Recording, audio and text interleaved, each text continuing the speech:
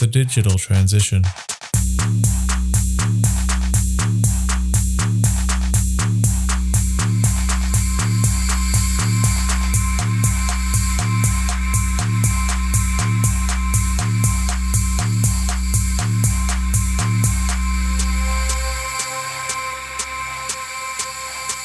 The Digital Transition, a podcast series created to assist those tasked with implementing digital strategies, where we will share our knowledge and experiences to support you in your transition. Welcome to The Digital Transition, powered by Bond University's Building Information Modelling program.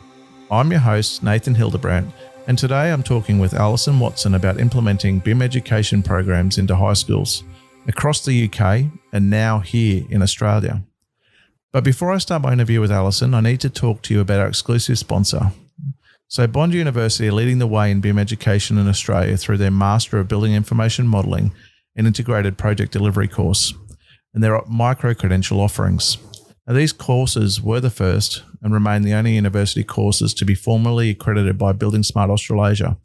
And these courses were also recognised internationally with a special mention for leadership in open BIM in education in the professional research category in 2020 in the Building Smart International Awards. So head over to the Bond University website via the link in the show notes to learn more about their educational offerings. So now let's move over to Alison. So thank you very much for taking the time to talk to us today, Alison. You're very welcome. The pleasure's all mine, actually, Nathan. Now, one of the things that I really love is having my guests here face to face. Now, for those that can't tell, you have a UK accent. You don't have an Australian accent. How's this happening? Not yet, Cobber. Is that rude? I'm not sure. No, thankfully it's not. I even say good day because it's evening now, but either way. It's almost like as if we're talking in the UK in the day. This is how my relationships tend to work. I normally talk to people in the morning in the UK and my evenings here in Australia. So it's just as if you're on the screen, but you're in real life, full size for once. Well, absolutely amazing to be here, actually, because, a few years ago, if you'd have said this will be in Australia, I probably wouldn't have believed you. And we do keep things quiet down under here. You do. We do, and we're not known to be too loud, apart from around the cricket season, which I think's been a joke we've heard too many times today. Are you? Not really. No. Well, we'll see how things go in the next series. But Alison, for those that don't know of you, and the incredible work that you do. Now, this is one of the things that the listeners probably don't know as well. I only got made aware of you only about 6 weeks ago, and since that time, I've been very awe-inspired by what you're doing in industry. Can you just share a little bit about yourself? And I know you could do a monologue for an hour about yourself, but in a short description, I guess, tell your life story. Okay, I'll try and keep it to at least 3 hours. No joking. So I think it's important to mention at school, maths kid, pretty bright, didn't know what to do with that, didn't have any good careers advice, went into banking, it's numbers, hated it. 6 years in a bank, met somebody in a nightclub. It was kind of love, I think, but certainly in love with the job that the guy had. And I was almost coveted the job that the guy had because he kept talking about the outdoors. He kept talking about using technology and so on. I thought I could to have a bit of that. So I guess my first hot date with industry actually was on a building site in Sheffield. And, I love the industry. The guy went a few years later, but that long lasting, wish I'd have had this when I was at school. I mean, 6 years of my life wasted because I didn't have the careers advice that I wanted or needed. So I got into land surveying, really, really loved it. Loved being outdoors. I worked on some amazing projects. And I suppose the most amazing project actually was the UK government's Building Schools for the Future programme, a major refurb or rebuild of all the secondary schools across England. And I was lucky enough to have some of that survey work, that initial survey work for more asset management, I guess, show the government what they'd already got. I worked from East London right up to the northeast of England. And I think there was, you hear about light bulb moments, right? So I was in school, I was in Hackney. It was a school just by Clissold Park. And I'd got my total station set up. I was setting up a prism station. For the geeks out there, you'll know exactly what I mean. For the non-geeks, It's the most fun you can have with a total station. Not, but either way, you're away from this robotic total station, which is £30,000. You know, you value this thing like your mother. You know, you look after it very, very well. And I had my back to total station. The bell went. You know, when you hear the elephants running towards you, you just think, oh my God. And I turned around and my total station was surrounded by big 6-foot young lads, 14, 15 years old. I was like, no. And I dashed over. I always say faster than Linford Christie, but probably most of the people on this call won't even remember who he is. He's as old as me. But it was literally, they were really, really interested. They thought it was a camera. It wasn't, clearly. And I started to talk to them about, well, I'm a surveyor and this is measurement and we're doing this cool stuff. And the new schools were sort of being evaluated. Shall we build? Shall we not? The kids were starting to get introduced to architects. They really, really did not know what a surveyor was, what this instrument was, what it could do, why I was even there. The fact I was a girl was a bit mysterious in the first place because, you know, girls didn't work in construction. And I suppose in those days, it was quite true. You never really saw another female apart from maybe in the office on reception or something like that. Yep. So I recognized in that sort of light bulb moment, my goodness, I'm actually useful for education, never mind surveying. And I went through the BSF program, Building Schools for Future. I worked on that till the construction recession, really, in 2008. And lo and behold, every single school, I'm thinking, this is a massive problem. Kids don't know what I do. Kids don't know the engineers that I work with. And kids don't really know what an architect is. They thought they did. And there was that whole situation as BSF grew and we started to build schools and were coming out of the ground or being designed and so on, and tenders were being won. That, you know, I was involved in some of those conversations that were called student engagement. We'd sit around a big table in a school. The architect would be there. The main contractor would be there, you know, the construction manager or something like that. I'd be there as the token female land surveyor. But it was this thing about, you know, talking to the kids in this real kind of, you know, what would you love in your new school? And the kids didn't have any clue really what to ask for. And it was all almost prompted.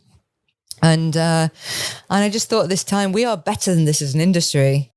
And we could do so much more than just chatting to kids about what new school design looked like. We could actually be in the classroom and, you know, talking to kids. I mean, I, for instance, can talk about trigonometry till the cows come home because that's my job.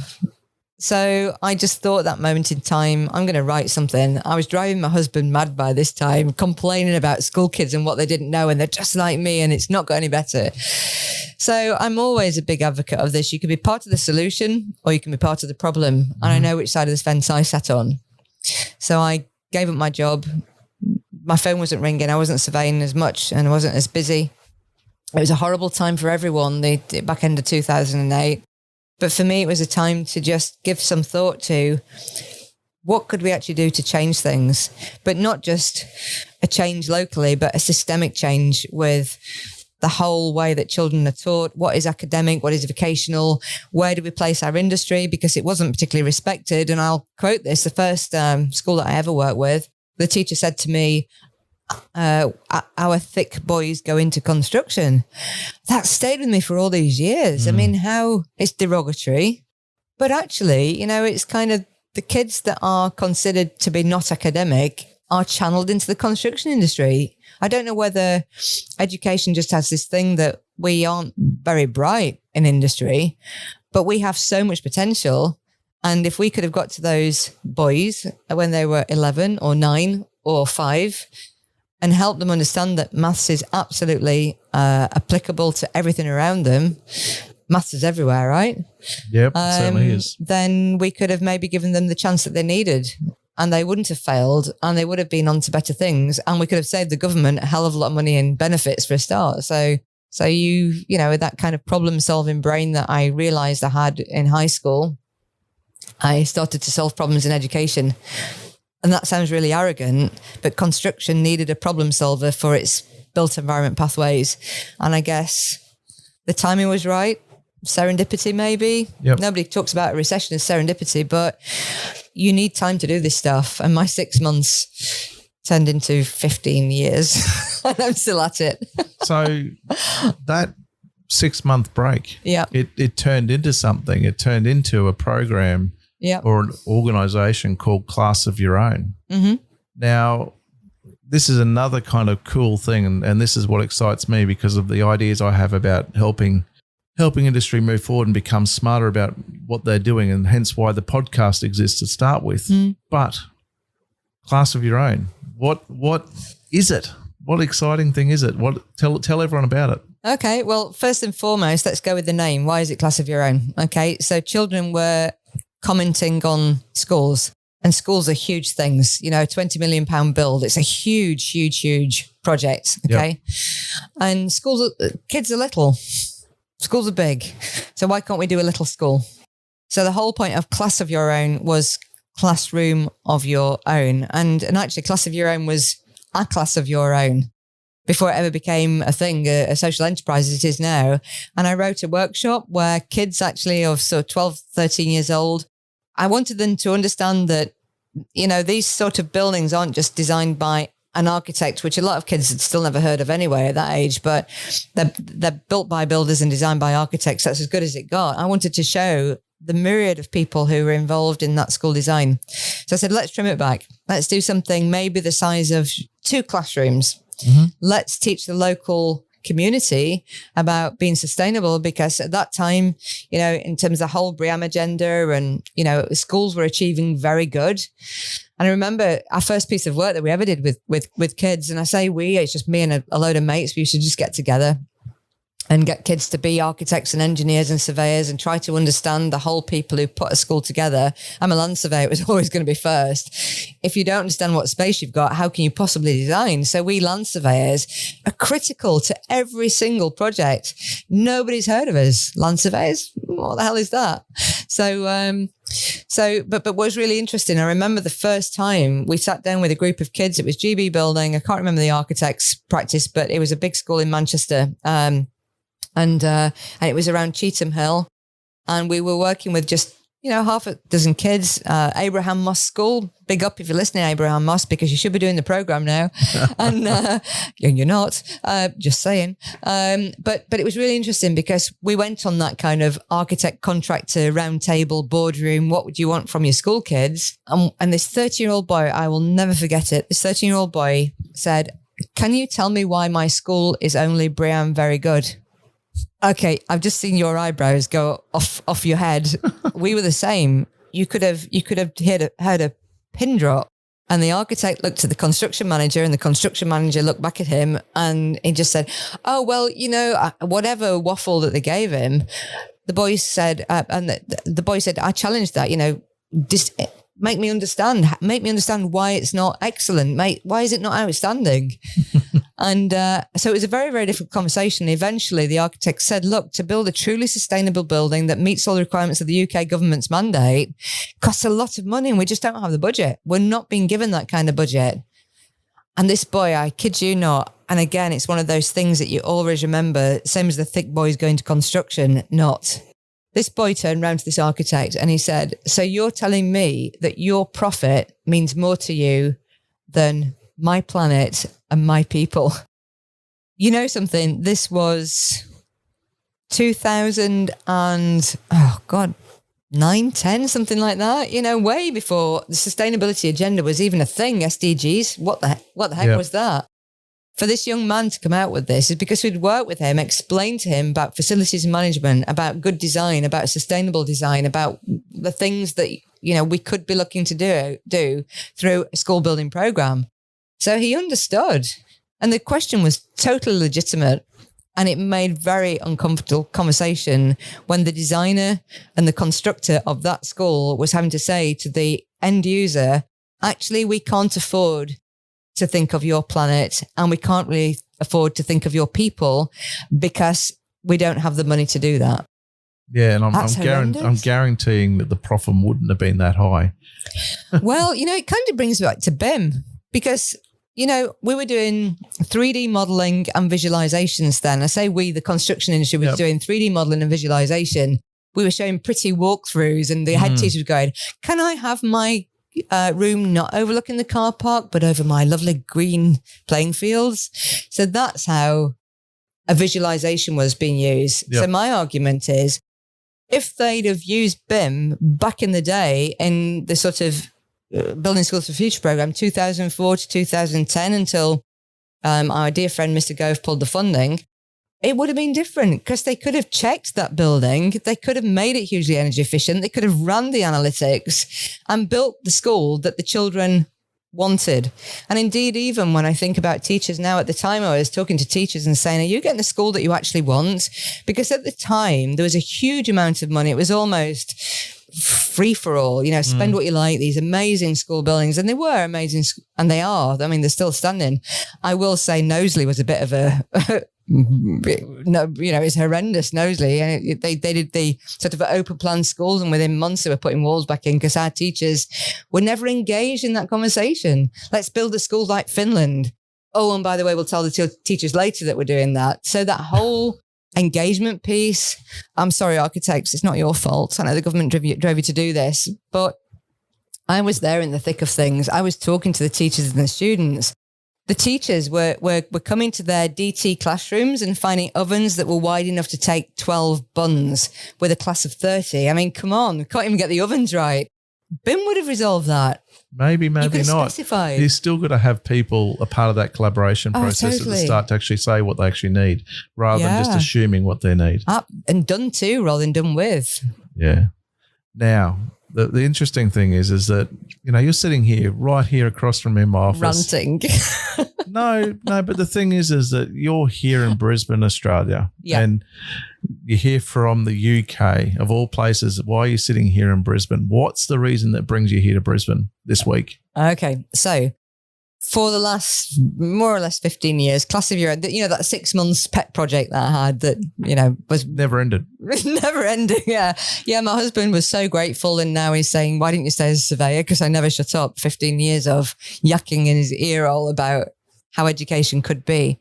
So interestingly, I mean, I've always said this, our education systems may be slightly different. They're not hugely different. We still deal with 11 to 14, 14 to 16, 16 to 18, onto university, onto apprenticeship. But the way we build is the same, or aspirationally, the way we build is the same, whether we're BIM or not BIM. Please be BIM. It's useful for kids, but maybe come on to that. But the fact is that we build the same. In the Western world, we build the same. We're all professionals. We want to make buildings safe, secure, user-friendly, fit for purpose. So, word gets around a little bit that there's this thing that the Brits are doing. I never wanted to be that POM who comes over and tells you how to do it, because I'm all about knowledge sharing and collaboration, absolutely. But a few little birds heard that we were doing this thing. I was working with Bentley Systems, Andrew Compson, great friend of mine now. He'd heard some of our children speak in Singapore, and he said, I'd love to do that in Australia. So he sent me an email and said, is there any way we could do it? I have a great school, Cecil Andrews College in Perth. Stella Ginman, amazing head teacher. Because this is the thing, if you're going to do this kind of very, very innovative, digital, quite scary, non-curricular subject, so not non-standard subject. Yeah. It should be standard. We all live in this built environment. It should be standard, but people don't get that they live in the built environment. So Andrew was really quite passionate about bringing it to Australia, and Stella, amazing woman, really, really gets the value of project-based learning and STEM, and built environment was very, very real. And the kids that are at Cecil Andrews, really, really diverse school from, quite a deprived area, in fairness, in Perth, and it's probably not the thing that most kids in those areas, in the same way as the UK, would have access to. So it took this really, really progressive guy with a progressive head teacher and a really, really amazing staff. Steve and Sean and Aaron at the school, just amazing teachers who, live and breathe for children, absolutely live and breathe it. And they could see the opportunity that Design, Engineer, Construct, the program that ultimately I created from all this, gibberish that I was spouting in my surveying days. They said, well, let's give it a try. Let's bring it to Perth. So we ran the program during COVID. Again, it was challenging. I mean, Aaron, big up to Aaron, the teacher there. He was formerly an architect, so he understood the value of the built environment, the value of working with children, and how their own ideas were amazing to contribute to school design and so on. And then we need a sponsor for every school. It's really important that every school has an industry partner. And schools, they can't afford things. We're a social enterprise. There's a fee, unashamedly a fee for what we've done over the years. But when you think about how companies needed to demonstrate social value and equality and diversity and all the things that is a mantra now in the industry, worked with Top Composition Systems for years. I used to work there as a surveyor for a couple of years. I've always used TopCon. The guys there have always said are like a family to me. They're lovely people. Ian Stilgo, Dave Bennett, Andy Clifton, amazing guys. And I'd worked with the guys, there's a few guys here in Australia. I spoke to Ian Stilgo and I said, is there an organisation that might adopt a school? It's a programme that I set up for industry with Mott MacDonald in 2012. I really wanted that industry engagement to be curricular-based, not just box-ticking based to win a bid. And Ian said, yeah, I think Position Partners might be really, really interested. They do loads for schools. They do loads for kids. So I was put in touch with Position Partners and well, the rest is history, really. They said straight away. I mean, it took 2 weeks to agree that they would sponsor this school. I can take years with some of the biggest names in industry to get them to support schools. They talk about young people, future, talent, but to get them to actually support this program directly and fund it, oh my goodness, it was hard work. And Position Partners just said yes, like that. Yep, just like that. Just like that. And then Matt Thomas, great guy, based in Brisbane, said, Ali, you're doing this in Perth. I've got an amazing school here in Brisbane with a guy, Brett, a teacher, who absolutely is doing amazing things in GIS. We know that the survey industry is in decline. We know that kids they don't know about survey. We need to recruit. And I had that conversation. Well, it's not just survey, it's probably every discipline. We are struggling massively. And this is where our two countries are so similar. Yep. We have this massive, gap in awareness, never mind the skills gap. Yeah. I've always argued, our kids, it's not a skills gap. They've got amazing skills, digital, innovation. Kids are really, really where it's at. I mean, they teach us so much, don't they? So it's not a lack of skills. It's just a lack of awareness of where to apply them. That's correct. And the construction industry never comes into it. They're not taught about it at school. So I got talking to the teacher, Matt, Brett and I hatched a plan. And then lo and behold, big up to you, Nathan, because a lovely lady, Christina, she saw me blog about Australia and that we were coming over to Brisbane. And she said, do you know Nathan? No. Okay, you need to know Nathan. And if you don't speak to anybody else, you need to know Nathan. So this is not blowing smoke, Nathan. I'm going to say it live on air. And people, I'm really a bit afraid because, if there was ever a male version of Alison Watson, and believe you me, it's bad enough with one on this planet, never mind another one, I think he's here in this room. I don't know about that. And the rest is history, right? Well, no, the thing that excited me the most when we first had our conversation and you said that, when people talk about things in serendipity, you asked you which school in Brisbane you were visiting. It's true. And I at the time I had my mother sitting beside me because I was watching a football game because it was running late.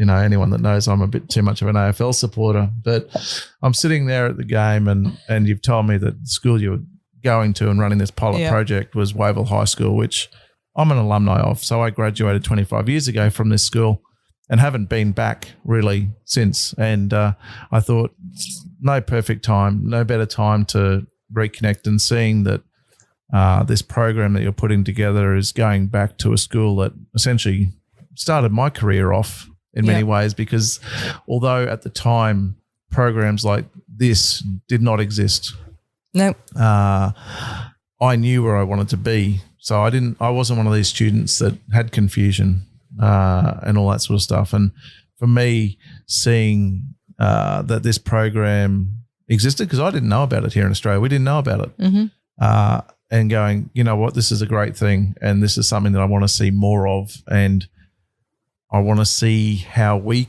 can help support people starting from kids all the way through into their careers, because once they're in their careers, they should hopefully have industry which supports them in terms of through their career. But the thing that's really important is understanding, obviously, as a school, through schooling, students are then finding a reality behind, some subjects. So when curriculum is taught in school and even in university, the curriculum may seem ambiguous because there's no real tie to anything of reality. It's kind of like just you need to perform these equations, and sometimes, the one that I always remember from algebra is always those two trains. Why is it always going to be about two trains going at certain speeds? Why couldn't it be something about algebra, about certain things regarding construction or something like? But what are you seeing? So this is a program you've had in place now for 15 years. What difference is this making for students that are, well, there's a myriad of different things I want to ask you about with regards to this, because it's just like this is where it's making the difference, right? But first of all, and hopefully later in this podcast series, or this year or next year, I really want to interview Gabby to talk about her journey, so that we get the first person perspective actually going through this program. But what difference is this making for students when they actually land in university? Oh, well, let's even talk pre-university, because actually what's interesting, in the UK, apprenticeships are big things now. Yep. We have a level 3, level 4, level 6. We have level 2 and level 1. They tend to be more trade oriented, but level 3, level 4, level 6. So even my geospatial industry, level 3, geospatial, level 6 geospatial, science and mapping, and even given geospatial the word science suddenly elevates it, because we are a science. Geospatial is science. Yep. Remember when I first met some guys from NASA at a Bentley symposium years ago, it's science. If you're going to do Mars and space and, we're going to all live on the moon one day, you need to know geospatial, if nothing else. We don't want to talk about is it 100 meters or not today. All right. Let's not go there. Oh my goodness, let's not go there. But yeah, so impact on university. We have kids who get to 16 years old who say, actually, I know I'm going to get all my top grades for my GCSEs in England, and forgive me, ATARs here in Australia. Yep, that's the word. But they see the value of not only, it's not really even the earn and learn. They want to learn in real life. Yes. So actually we've had I'm going to quote Matthew Bates and Lauren Cunningham from one school in Manchester. I'm going to talk about Daniel Bateson, his brother. So two brothers went into built environment, very different pathways. And they're both amazing children. And hi, mum and dad, if you're listening, because they had amazing parental support as well. Dan McDonough was the teacher. He started teaching deck. He's one of the first teachers to ever teach the level 3 and all the way through from school. And I remember when I first met Daniel Bateson, the school was adopted by Langer O'Rourke, who are pretty big here, right? Yeah, they're a big company in both Australia and the UK. Absolutely. So Daniel's school was adopted by Langer O'Rourke. So this is Daniel's school, Lauren's school, Matt's school, different year groups. Langer O'Rourke came along, and Langer O'Rourke was starting to develop an apprenticeship in digital engineering. It wasn't going to be called BIM, because that's kind of not a thing for an apprentice. So Langer O'Rourke, all these sort of digital guys, they call them digital engineers. That's a thing from years back. At least 10 years ago, Langer O'Rourke had adopted the digital engineering terminology. And they were doing loads in modern methods of construction. They got an amazing site over near Wakefield, in South Yorkshire. They were doing some really, really quite progressive stuff. And when the guys came in to adopt the school, the children were so inspired by Langer O'Rourke, by, building service engineers, mechanical, electrical, land surveyors. We had some land surveyors. We had, design engineers, digital engineers, and so on.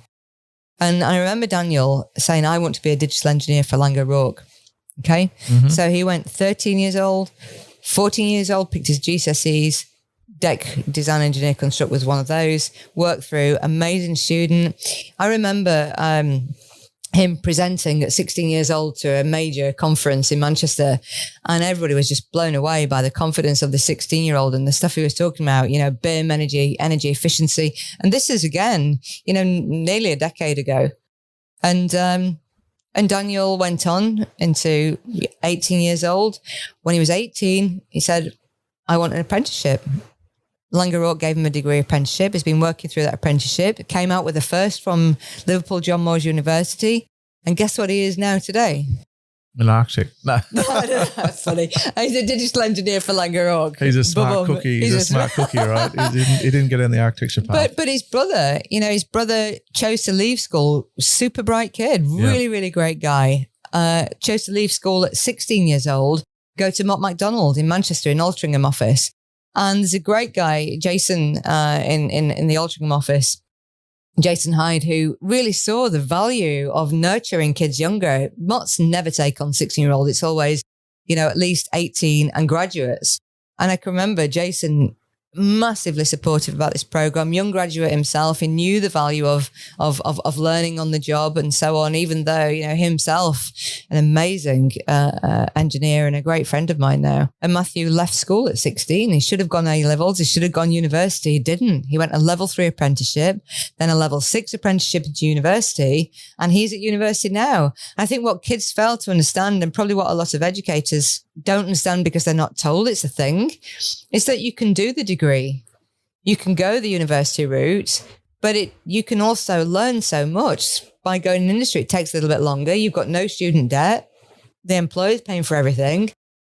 Lauren Cunningham left at 16, went to Mutual. Mutual were bought out by WSP, headhunted by Sweco, doing an amazing job with Sweco, highways engineering, did some time with Balfour Beatty on secondment. Lauren Cunningham, Google her. Lauren Cunningham, Sweco. She's the most amazing young woman in engineering. She could have gone architecture. She could have gone into finance and law. That was what she designed an equine centre, right, for a GCSE project because she loved horses. Yep. Heating and cooling, not just a nice stable design, It was heating and cooling, the engineering of it.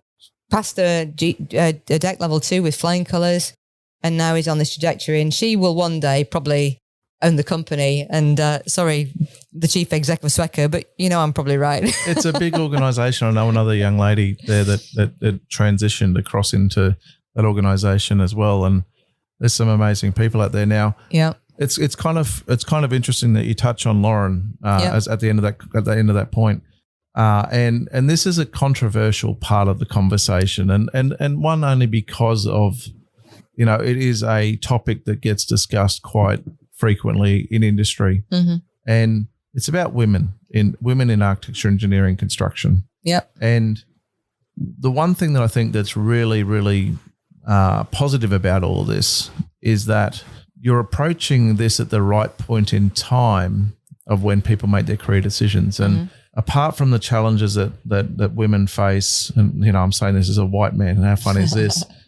Women face within the industry in terms of glass ceilings. Yeah. They face possibly in university. I don't know whether there's any of that sort of stuff going on, but it's very difficult for us to solve half of the problems with equality in terms of the number of women being within the industry while they're in industry or even in university, because the decision has to be made earlier for someone to enter the study to actually progress and become one within this.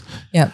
Are you finding that because, the one thing that I really loved that you talked about before was, the guys all standing around surveying, total station going, oh, what's this cool camera now? Thinking they're probably going to get on, some social media channel. But mind you, social media wasn't that big 20 years ago. No, it wasn't. There's no such thing as TikTok. But because of this program, are you seeing more young ladies showing an interest because they're being exposed to these subjects so they can see that there's actually, this is actually something that I might be interested in? Yeah. Well, you've heard the phrase timing is everything, right? Yep. So, and I'll talk about the UK curriculum because I think, we are very similar in our curriculum approach, UK and Australia. So up to the age of 14, before you choose kind of the next level of education at 14, 16, you can't just dip out of a subject. You can't say, I don't want to turn up to class today because I didn't choose to do this. Yep. So if you think about primary school being the same, one teacher teaches everything. And then you go into secondary school and suddenly you're going into lots of different classes. So your classes, you're in your timetable, you're not used to going from English to history to physics. And then the next day you might do double biology and then into German and then into geography. So this whole mishmash is like somebody designed a timetable where they just get, we've got to get through all these subjects. Let's just throw them up in the air and wherever they land, we'll teach them.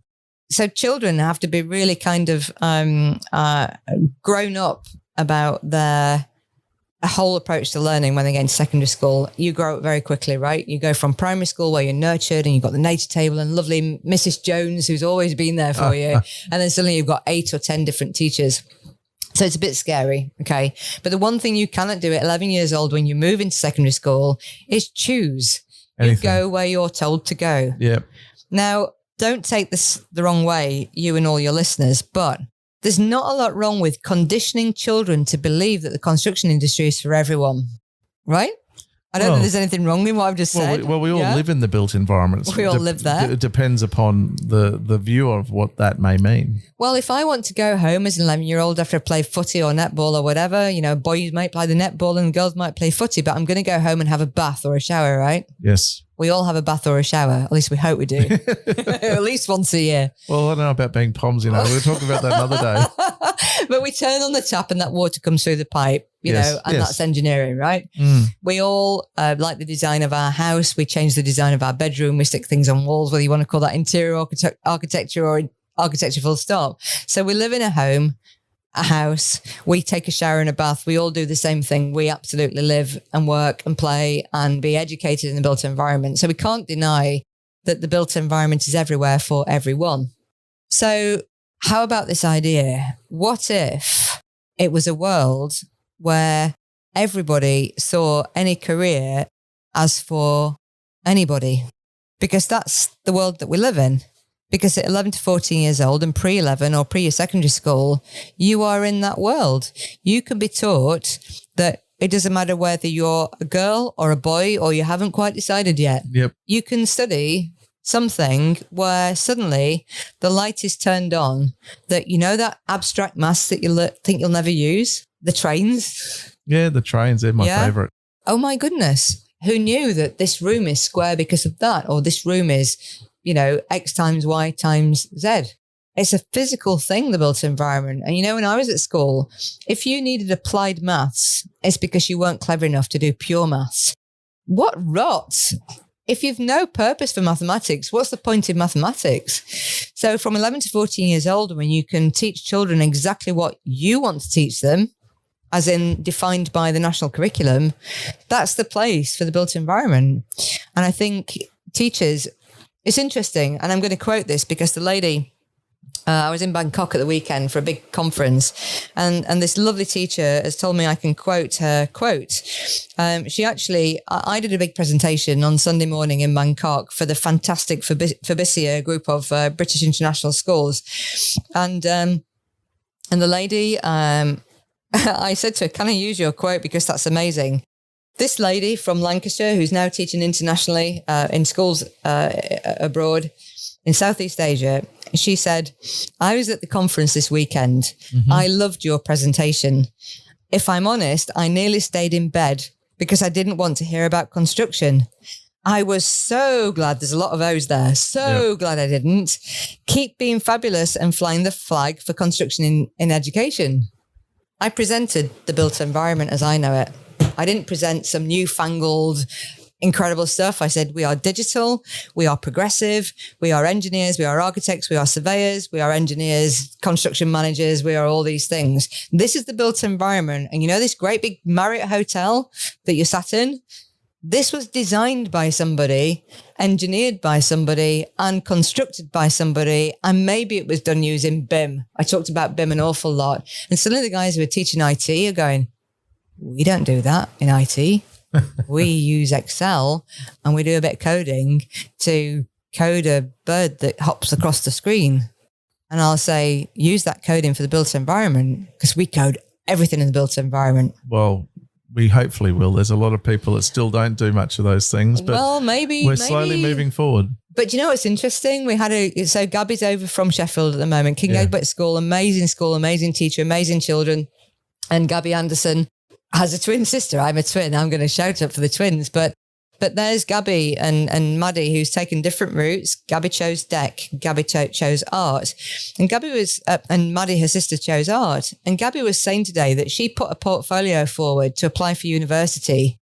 This is unbelievable. I find it staggering that this was the response from the modern architectural school. Yeah. Yeah. I found it really, really quite weird. And maybe this is a thing. Maybe maybe surveyors are more technically oriented or technologically oriented than architects, and sorry architects if that's not true, but we're in a digital world, right, where the whole world is moving to smart cities.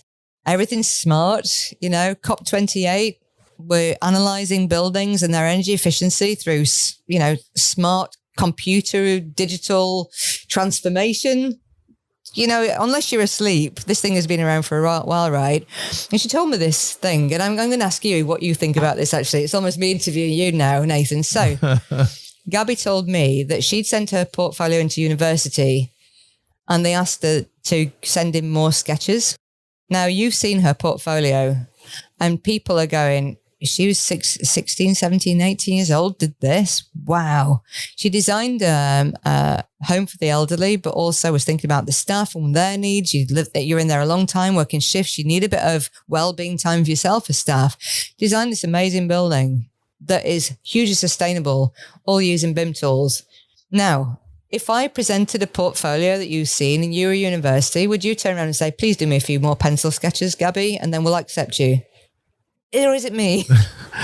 Well, we'll get shot here by my peers in the industry, but I got where I am today because I didn't use pencils. I was told by my tutor in second year, and I have to credit it with this, that the fact that I was told to stop using my hand drawings because they were so bad. To try and find a different medium to communicate my ideas. And I turned to technology, and I'm where I am today, globally known because of my technology skills. Now, just because you don't use a certain medium that someone else uses or expects you to use doesn't mean that doesn't mean you can't be good at architecture. It doesn't mean you could be good at engineering or what have you.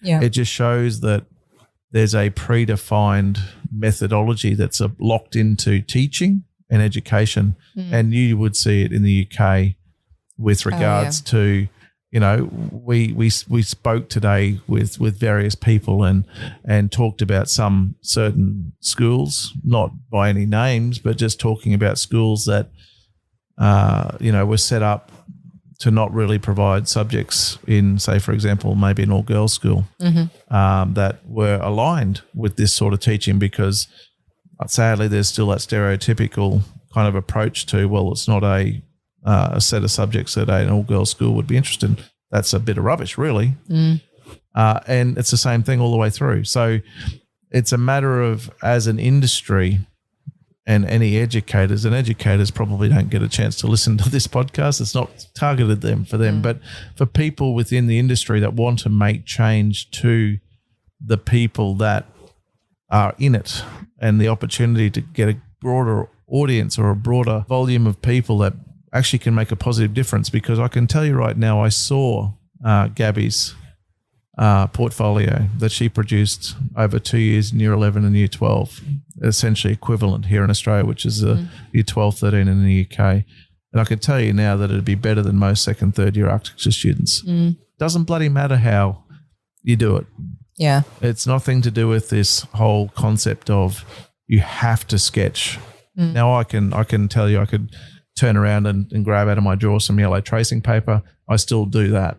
But it's not the be all and end all. Yeah. And I think that's just demonstrating the challenges that we wonder why we have all of these issues within the industry with getting the right people and getting the right skills. It's because, you know what, she might not be.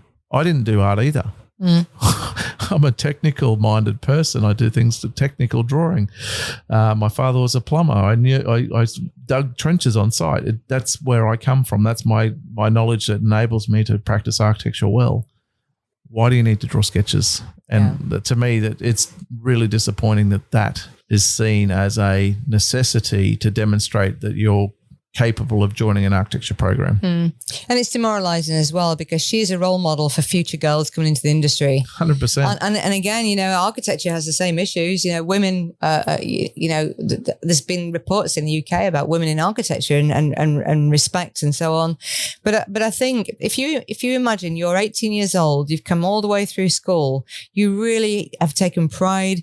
People in industry have come into school and said, Gabby, that's amazing. What about this? Consider that roof. What about the aesthetics? So you can do aesthetics in software, guys. You really can. I don't know why I said guys then. I think it's because most of the challenge has been from guys in architecture.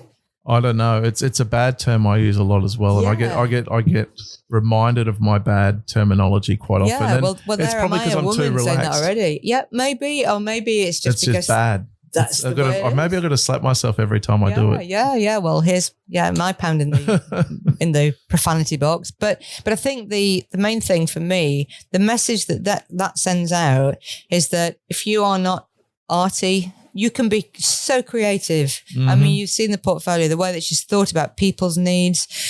She's thought about everything. And to be rejected on the strength that you've not done enough sketch speaks volumes for that particular school of architecture. And I won't name them, but they'll be getting a strong letter from me. Now, getting close to closing our discussion out today, this evening, and thankfully your body clock is on Brisbane time at the moment. But for schools that really would like to get involved, what do you suggest that they do in terms of wanting to participate in the Design, Engineer, Construct program?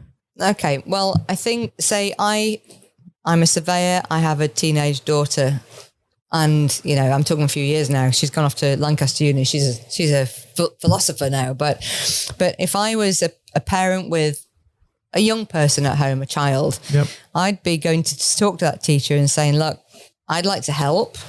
I want to see my child and her friends grow and understand this great world around them. And at the end of the day, 40% carbon, we can't sniff at this. We keep being told construction industry, 40%, so let's give them something tangible to do and problem solve. I get strike on Friday, but hey, change the built environment. That might be a quicker route. So go to your school and talk to your teacher. But the one thing, and this is why I love Wavell State High School so much, the head teacher gets it, the teacher gets it, and therefore the children will get it and the parents will get it. So there's almost, buy-in. And in terms of buy-in, it's almost like the complete jigsaw, because we've in the past had teachers who are really massively passionate about this. The head teacher doesn't get it. It doesn't happen because he or she ultimately has the say. Yeah.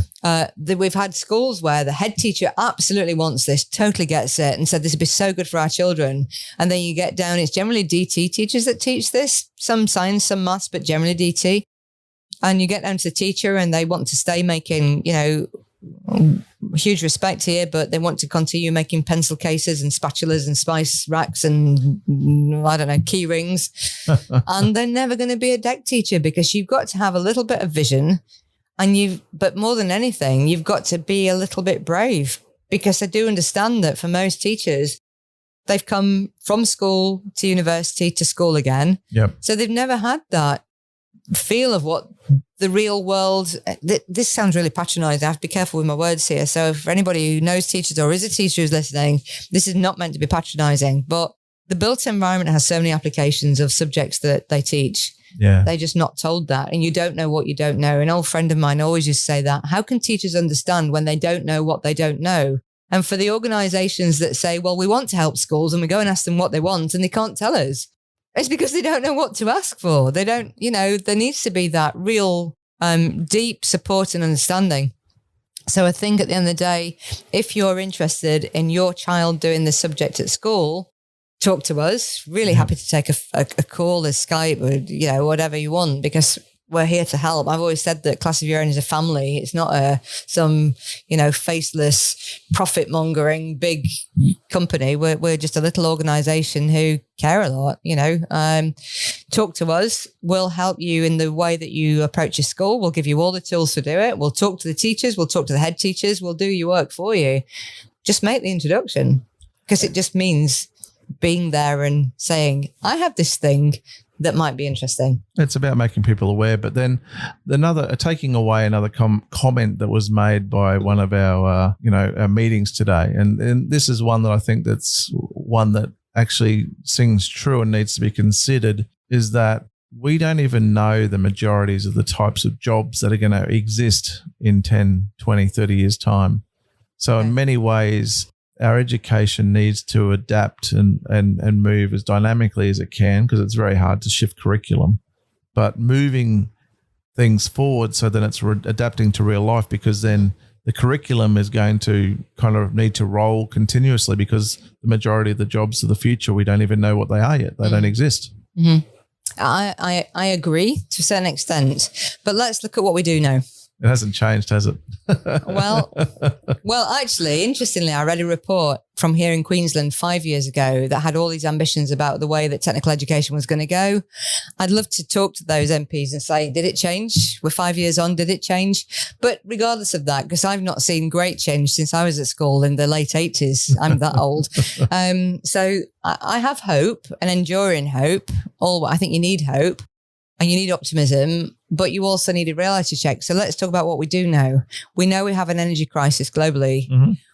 We also presume to know there's a statistic out there that everybody will live in a city by 2050. Okay, so it's a simple question. Who's going to build it, and who's going to design the energy or the fuel systems that will power it? Yeah. So we actually know that the jobs that will exist in the years that we don't know the title of, but they will be built environment. Because they have to build environment, because this planet's going to burn otherwise. Yeah, well, it's a scary thing. It's a scary thing. I still believe that we can solve the problem, but the great solution will always be education. Well, you don't know what you don't know, right? You don't know what you don't know. So again, we can talk about adult learning.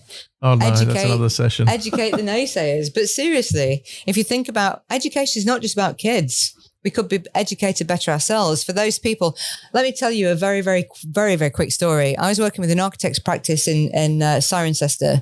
They were supporting a school. It was a fairly big practice. They were house building, hotels, leisure, really.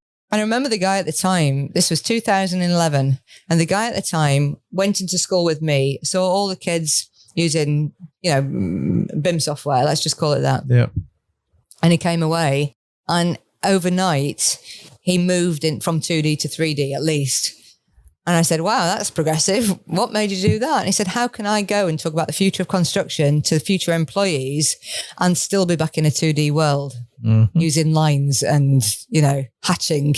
And when the kids were talking about how can I improve the energy efficiency of my building, what about SunPath? What about whole life cycle at 14 years old? He's going, oh my God, I don't do this stuff in my own practice. So he moved very, very quickly into BIM. Let's start with the end in mind. If we want kids to come through with all these skills, we need to be at least doing what the kids are doing. And starting a lot earlier. Yeah. Now, for people from the industry here in Australia that want to get involved. Yep. And what can they do to assist this program and its rollout across Australia? Okay, well, it saddens me that in the UK we've got schools operating at the moment without a partner. Now, let's go back to that light bulb moment. I'm talking to kids. I'm a surveyor. I can impart my knowledge. We can have a lot of fun with measurement, lasers, the lot. I thank God that I was in that position, because if I hadn't have been, we probably wouldn't be here today. I wouldn't know you as my weird twin somehow down under. So when it comes to school support, social value, CSR, all that, we do some great things. I'm not taking it away from anybody. There's some great things happening and calling it social responsibility. So I want to say this. When you next do that great thing in school and little Johnny or little Sophie, little Ali or little Nathan has said, wow, that was cool. Do that again. And you say, time is money. I've got a building to build. I won't see you again. But hey, I've sown the seed. Mm-hmm. The seed has to grow. And the seed, if it's not nurtured and watered and fed, will die. So you get where I'm going here. If you want to work and really, really nurture and educate the future of construction, that's our mantra, educate the future of construction. You'll not do that in a day. You do that in years. Yep. So you commit for years, and it's not a huge commitment. So come and talk to us. And actually, the Gabby Andersons, the Lauren Curringhams, the Matt and Daniel Batesons, the plethora of children have come through into strong, knowledgeable, skillful digital adults have all come through our program. They're amazing. So the first recommendation is, come and see what we do. Or come and see what they do. Yes, what they're doing, yes.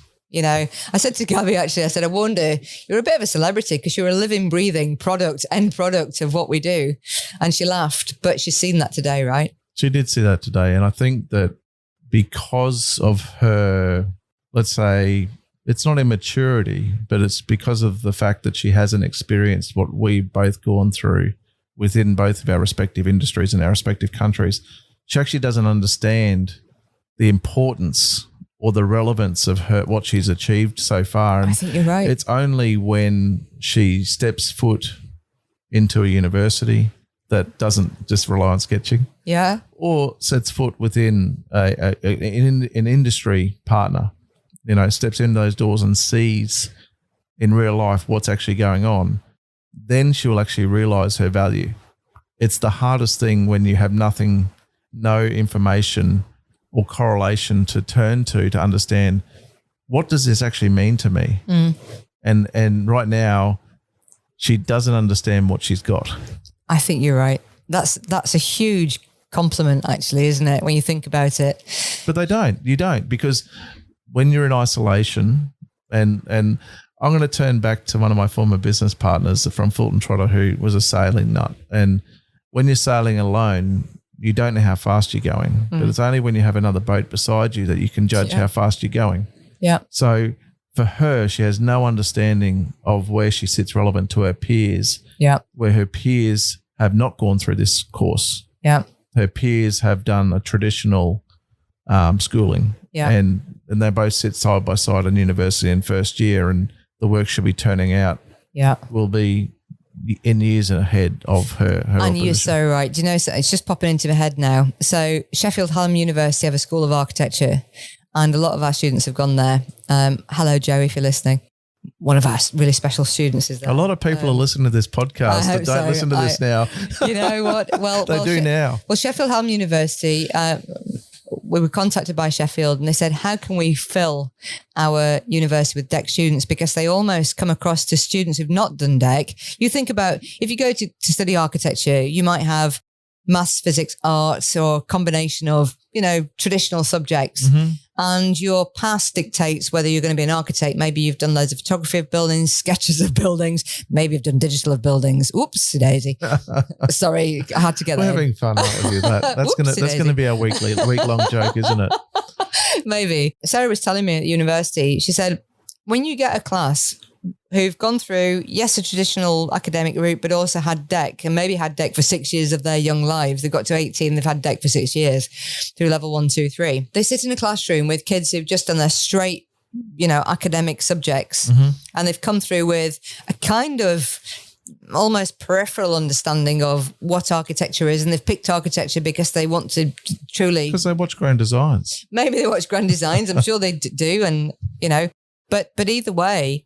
When DEC students get in there, these are bright kids with all the same credentials. They've just happened to have done an applied built environment subject. And, they're seeing year one and they're going, yeah, we did this. And when I was 14, I did this. And when I was 6, and she said they almost come across, if you didn't know them, they come across as arrogant. They're not arrogant. They just have knowledge and skills that have been born since they were 11, 12 years old. It's not arrogance. It's just fact. Yeah. That's right. It's fact. So hence Sheffield Hallam have got two choices. Do we fill our classes with DEC kids? So raise the profile of DEC across Sheffield, and hopefully more schools do it because their talent is incredible. I mean, our kids are getting first. And I know that's the measure of children. What's your degree? What's it in? And what did you get? Sadly. But also Salford University. It was great to meet Robin from QUT today. Yeah. Robin came in and I said, okay. He said, I've worked with Salford University. I said, do you know Jason Underwood? Jason, hope you're listening. And Jason and I have known each other for years. And Jason actually did the more technical route into BIM, really, actually. They have a master's in BIM at Salford. It's world leading program. And it was lovely to meet somebody else who was kind of on the same page, because the School of Architecture for Salford, and again, Laura Yannicka, my God, Manchester City Council said if we could choose her buildings at 18 years old rather than one that we went for in the end, we'd have chosen that building. It was so compelling. Laura's turned out an amazing student, and Derek, the head of architecture at Salford, said, if I could fill my architecture class with DEC students, I would be one happy guy.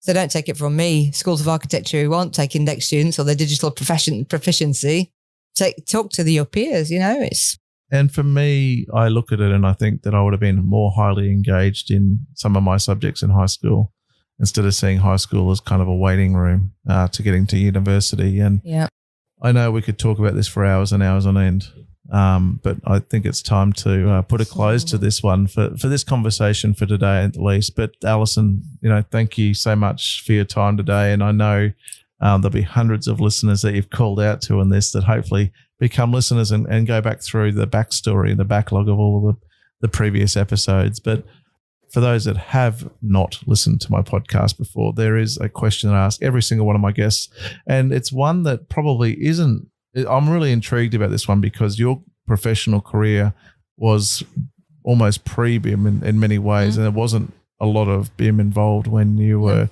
in your profession. But what does... Not known as BIM anyway, that's for sure. Well, that's a whole different story, isn't it? Yeah. But what does BIM mean to you? Okay, so if I hadn't been working in education, I would probably give you a whole different answer. 100%. But as a surveyor, we've always worked in 3D, so it's not about the 3D stuff, the modelling. We can all produce a nice model. Mm-hmm. But I think for me, BIM gives you the opportunity to design for real. Okay, so I was thinking about this, and so our kids are interested in cost, and we can do that through BIM. But the greater cost to kids these days is cost of the planet and cost of the people. Mm-hmm. So if you think about if you can deliver a building, I mean, I'm almost quoting think about the BIM mandate. It was all about waste. It was all about energy efficiency and so on. And kids care about this stuff. We know they care about this stuff. So for an opportunity to define what a truly sustainable building could be like, to think about waste, to think about energy, to think about even being able to tweak your building by a few degrees for your solar gain and so on. That is so relevant to kids these days. So yes, they're interested in cost, but planet first. And if you really, really want a highly sustainable building, and you really, really want to hit that net zero 2030, BIM is the only way, really. Yeah. You're not going to do it. And again, big up the architects, big up sketches and pencils and paper, but CAD is not going to do the job. That's right. So what does BIM mean to me? It means truly sustainable buildings. And let's hope that we finally get there, because it's a long journey to get people into this process. And we'll hopefully see more of our asset owners understand the importance of this through the life cycle of their asset, rather than just seeing it as a process that's just used for design and construction. Yeah. I'm gonna come up with a new mantra. It's maybe learn before you burn. If the planet really is, and we're contributing 40%, so 40% learn before you 40% burn. I don't know. Well, maybe it's called design, engineer, construct, learn before you burn. I'll take that. It's a new T-shirt for those that know. I do a lot of T-shirts every conference season. But Alison, thank you very much once again for your time today. My pleasure. It's been lovely. So for more information on Alison, class of your own, and the Design, Engineer and Construct program, so please head over to the podcast section of the Skewed website for further reading, and even to the point that, feel free to reach out to myself or Alison if you need some further assistance and want to participate in any way, shape or form. But I look forward to sharing our next podcast with you in a fortnight's time. Until then, good luck with your digital transition, powered by Bond University's Building Information Modelling program.